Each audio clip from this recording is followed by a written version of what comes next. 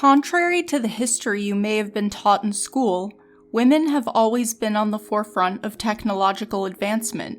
Whether it be in the textile industry, telecommunications, or computing, the most radical inventions were actually pioneered by women. The 19th century writer and mathematician Ada Lovelace has been documented as the first computer programmer to write an algorithm. Unfortunately, however, her inventions were sidelined and ignored, while the inventor Charles Babbage has gotten all of the credit for inventing the computer. In the 20th century, silver screen Hollywood actress Hedy Lamarr created a secret communication system that, along with Alan Turing's expert code breaking, helped the Allies defeat the Nazis in World War II. That same system that Lamarr created was the foundation that helped build Wi-Fi and Bluetooth technology. As Nina Power writes in Women Machines, the proliferation of typewriters and telephones in the 1870s and 1880s and the concomitant mechanization of information allowed women to compete for jobs they could easily do better than men.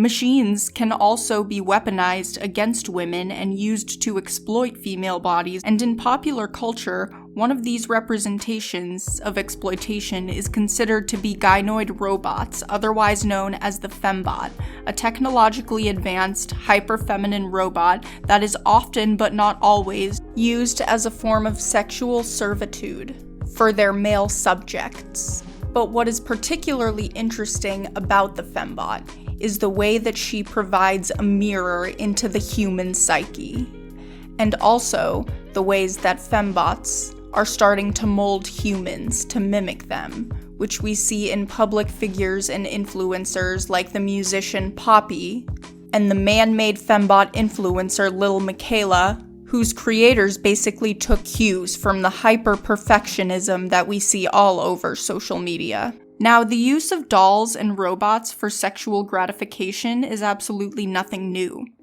The use of fembots and sex dolls as comedic props in punchlines is one of the many ways that gynoids have been capitalized on in popular culture and media for decades, particularly in shows like The Bionic Woman and Hollywood blockbusters like Austin Powers. Humans project gender biases onto robots, which is the problem with gendering robots in the first place. Lindsay Ellis has an excellent video on the topic that goes more into it through the lens of Transformers, which I will link in the description below. Where male-coded robots get to have adventures and help people, female-coded robots, even voice-generated technology helpers like Siri and Alexa, which have female-coded voices, only exist for servitude. As would be expected, fembots have been at the center of several heated debates concerning the ethics of the fembot in a culture that already objectifies female bodies. In a queer and feminist theoretical framework, fembots have justifiably been labeled as problematic for perpetuating the sexually passive and hyperfeminine caricature of the ideal woman. Research shows that fembots are most commonly kept and used by heterosexual men who enjoy the fact that their bots cannot protest or give consent, which is objectively problematic at best and virulently misogynist at worst. But dolls and fembots have also been at the center of some really engaging text in feminist theory. Queer feminist artists like Amber Hawk Swanson, who commissioned a lifelike replica doll version of herself, which she took to multiple public settings, uses a literal object to explore complicated questions surrounding agency, care, intimacy, and domesticity through a queer and disabled lens. In Assuming Gender, Real Dolls and the Posthuman Troubling of Femininity and Desire, art historian and academic scholar Jennifer Dawn Whitney writes, "I will not deny the real doll as a troublingly hyperfeminine masturbatory prop is probably her most common use. Yet I think there is still potential here, within this heterosexual framework as well as through a queering of these dolls, for productive work in the decentering of the subject." Intersectional feminism and assemblage theory is one of the many fields that closely examines how humans and robots intersect as well. Feminist scholars have used the figure of the cyborg, a body that contains both organic human and mechanical parts, to study how the binary between the human body and the machine can be blurred, specifically through the ways that society tweaks and modulates bodies and identities over time. In Donna Haraway's A Cyborg Manifesto, Haraway uses the context of the cyborg as a framework for rejecting rigid boundaries, separating human from animal, male from female, and human from machine. She writes that the cyborg does not dream of community on the model of organic family, this time without the Oedipal project. The cyborg would not recognize the Garden of Eden. It is not made of mud and cannot dream of returning to dust. But since its publication, the essay hasn't exactly aged well for many other feminist scholars. Feminist and queer scholar Jasbir Puar later elaborated on and critiqued Haraway's theory by questioning, would I really rather be a cyborg than a goddess? The former hails the future in a teleological technological determinism, culture, that seems not only over-determined, but also exceptionalizes our current technologies. The latter, nature, is embedded in the racialized matriarchal mythos of feminist reclamation narratives. Certainly it sounds sexier these days to lay claim to being a cyborg than a goddess, but why disaggregate the two when there surely must be cyborgian goddesses in our midst? Now that is a becoming intersectional assemblage that I could really appreciate. So how exactly does independent hyperpop music fit into this narrative of feminist reclamation and the liberation of robots? For starters, both Robyn and Charli XCX are off-the-beaten-path pop stars who enjoy subverting typical expectations of women who make pop music, both queering and decentering the lack of female subjectivity in pop. One of the best examples of how expertly the male gaze has been flipped on its head in a pop video can be found in Charli XCX's self-directed music video for her song Boys. In the video, XCX had cast several famous men to perform the sexually passive and suggestive role of the video vixen, saturating the video in the feminine gaze.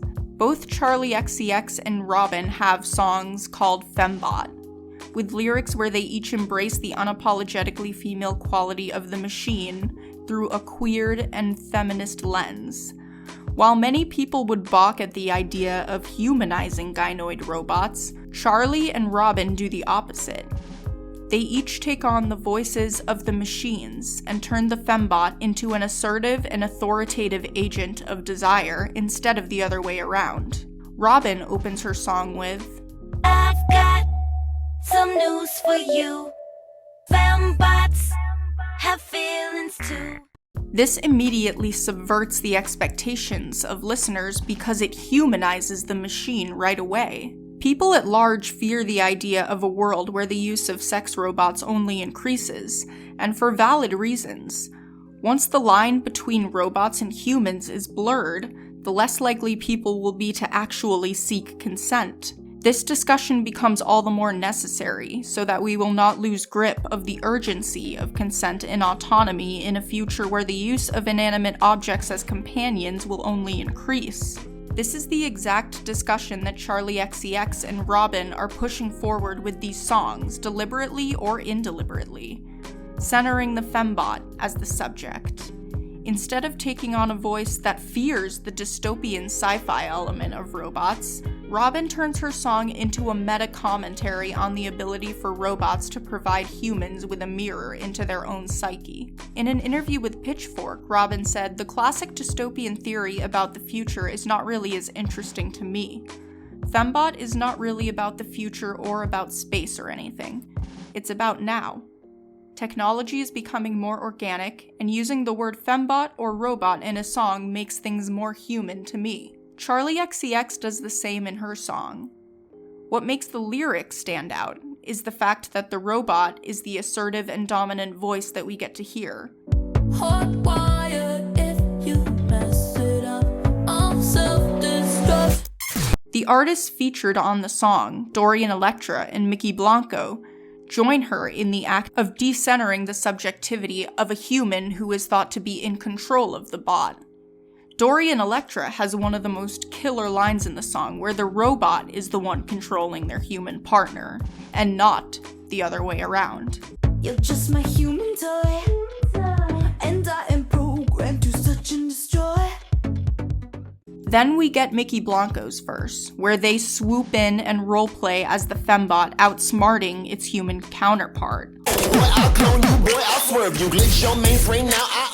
On both songs, the abrasive, ear-splitting, and mechanical production mirrors the sporadically chaotic nature of the songs, with sampled sounds that sound like screwdriver glitches and factory steam pumps on Charli XCX's end, and siren-like, Kraftwerk-esque synthesizers on Robyn's end. What makes these songs so spectacular is how neither of the songs are about a dystopian future where the robots destroy everyone, but instead they revel in the idea of robots taking over and being the agents of desire, which is a perspective that rarely gets touched upon outside of academic and feminist queer circles. And that's what makes it so exciting to see these global-sized independent pop stars tackling these subjects in their songs.